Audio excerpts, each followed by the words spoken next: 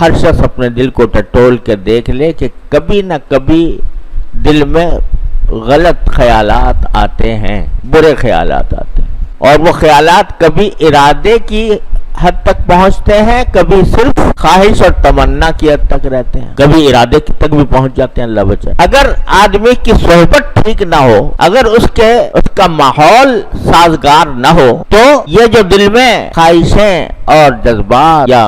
امنگیں یا تمنائیں پیدا ہو رہی ہیں، اگر ذرا اس کو ماحول دوسرا ملے تو آدمی بھٹک کے کہیں سے کہیں جا سکتا۔ تو جب کبھی دل میں کسی گناہ کا خیال پیدا ہوتا ہو، ارادہ پیدا ہوتا ہو، خواہش پیدا ہوتی ہو، تو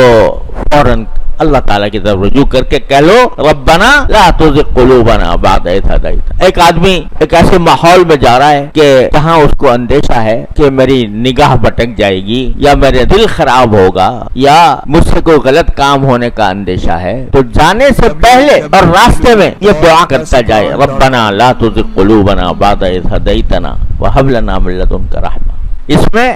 اللہ تبارک و تعالیٰ کی ایک تو حمد بھی ہے کہ اللہ آپ نے اپنے فضل و کرم سے ہمیں ہدایت دے دی ہے، آپ نے اپنے فضل و کرم سے ہمیں ہدایت کا مورد بنایا، یہ آپ کا انعام ہے، آپ کا کرم ہے، ہم اس کا شکر ادا کرتے ہیں، لیکن آئندہ کہیں ہم بھٹک نہ جائیں۔ اب کسی مجلس میں آپ جا رہے ہو، اندیشہ ہے کہ یہاں مجلس میں جائیں گے تو غیبتیں ہوں گی، غیبت کی مجلس ہوگی،